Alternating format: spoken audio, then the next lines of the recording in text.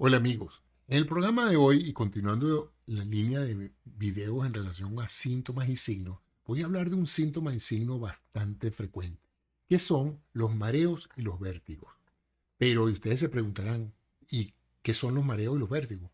El mareo y el vértigo son unas alteraciones en la capacidad del cuerpo de mantener el equilibrio y la relación visual de posición en relación al ambiente que nos rodea.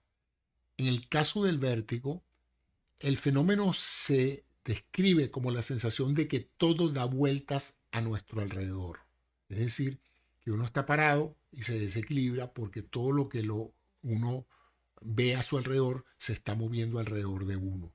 Y esto produce una sensación muy desagradable que puede conducir a la pérdida del equilibrio y a una caída. Ese es el vértigo. El mareo es un poco lo contrario. Es uno el que se siente que está desequilibrado. Entonces uno ve las cosas en su lugar, pero uno siente que no está en cierta forma en control de su propio equilibrio y se presenta la sensación de pérdida del equilibrio y de posible tambaleo. Uno no se estabiliza y eso produce el mareo. Prácticamente todos nosotros hemos experimentado en algún momento de la vida, bien sea el mareo, que es más común, y el vértigo, que es más peligroso porque en un momento dado puede precipitar más la pérdida del equilibrio y una caída. Ahora, ¿por qué se producen estos dos síntomas? Se llama síntoma porque esto es algo que describe el paciente. Yo no tengo ningún aparato para ver si una persona está mareada o no, sino en la referencia que me da la persona de lo que está sintiendo. Claro, objetivamente yo puedo ver que le falta el equilibrio, pero una persona puede perder el equilibrio sin necesariamente tener mareo o vértigo. Por otra parte, está la situación de qué causa esto.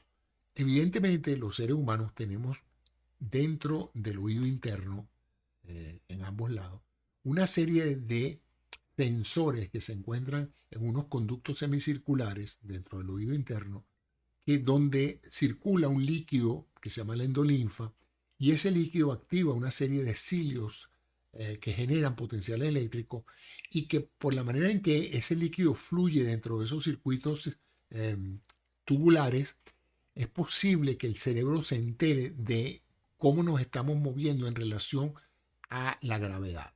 Y esa es una de las razones por las cuales cuando los astronautas salen de viaje y se encuentran en ingravidez, se desorganiza todo el sistema vestibular y los astronautas se marean y tienen vértigo.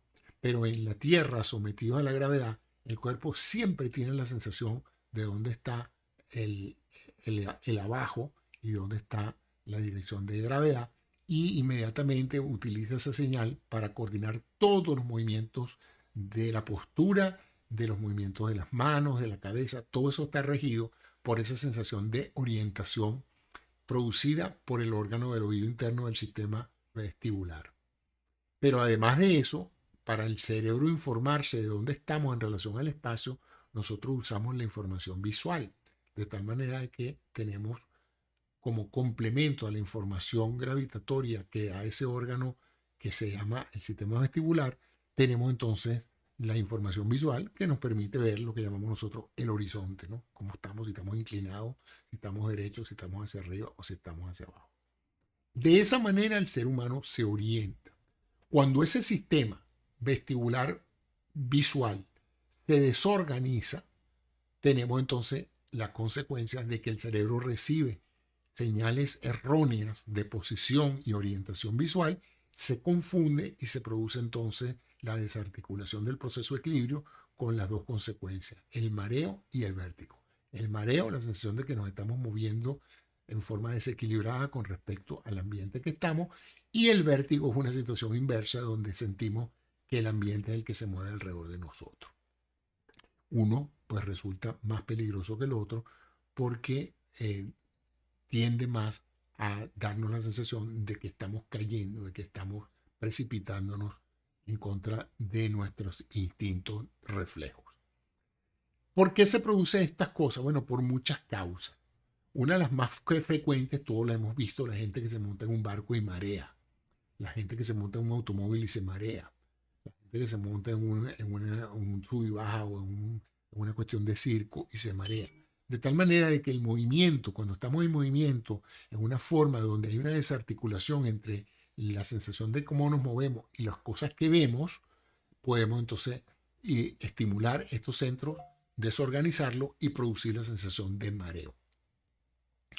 Por otro lado está entonces el vértigo, que puede ser por un proceso de irritación, de inflamación de ese órgano del sistema vestibular, de esos conductos semicirculares por donde pasa ese fluido y de las terminaciones nerviosas que ese fluido estimula cuando pasa por allí, y eso crea entonces una enfermedad de Meniere y que produce pues una irritación, una inflamación en el oído interno que puede en un momento dado conducir a una laberintitis, porque afecta pues ese laberinto de conductos semicirculares y por eso cuando se inflama la llamamos una laberintitis. Continuando con esto, entonces, tenemos entonces las causas mecánicas que pueden producir ese proceso de desorganización vestibular, visual, pero también tenemos otros procesos que pueden irritar el sistema y son las causas digestivas. El alcohol, por ejemplo, es un gran irritante y de allí que cuando uno consume alcohol en exceso, pues puede tener las dos cosas, mareos o vértigo, producto del efecto del alcohol en esas terminaciones nerviosas del sistema vestibular. Otras causas, pues, tienen que ver con procesos infecciosos y muchos otros procesos de intoxicación por consumo de alimentos o medicamentos que en un momento dado puedan tener como efecto colateral los mareos y los vértigos. Pero ¿qué podemos hacer al respecto? Bueno, básicamente la mayoría de las personas que sufren de mareo de movimiento eh, tienden a tomar eh, medicamentos que permitan en un momento dado hacer más tolerable los cambios de movimiento. Antes de montarse en un barco, antes de montarse en un carro, muchos de ellos consumen estos medicamentos. La posición que uno, en la posición en que uno se ubique en el vehículo, sea en la parte de delante del carro, sea en la parte central del barco, o sea en diferentes ubicaciones, uno puede tener mayor o menor sensación de cambios visuales que permitan una disminución del efecto distorsionante del mareo. Lo peor que uno puede hacer cuando se marea es cerrar los ojos, porque en ausencia de la información visual, la irritación del sistema vestibular es la que predomina y entonces uno se marea todavía mucho más.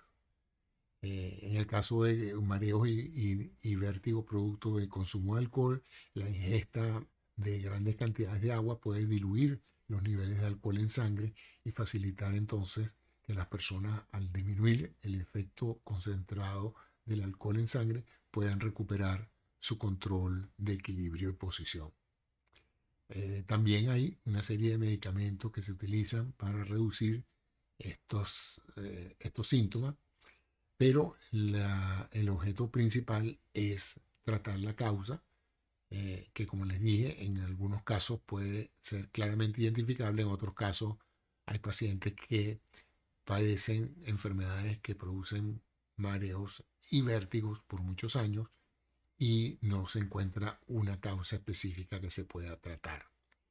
Espero que esta información haya sido de interés para ustedes y seguiremos en estos videos hablando de síntomas y signos, y luego en las próximas entradas voy a hablar ahora de las enfermedades, cuáles son, cómo se diagnostican, cómo se tratan, cuál es el pronóstico.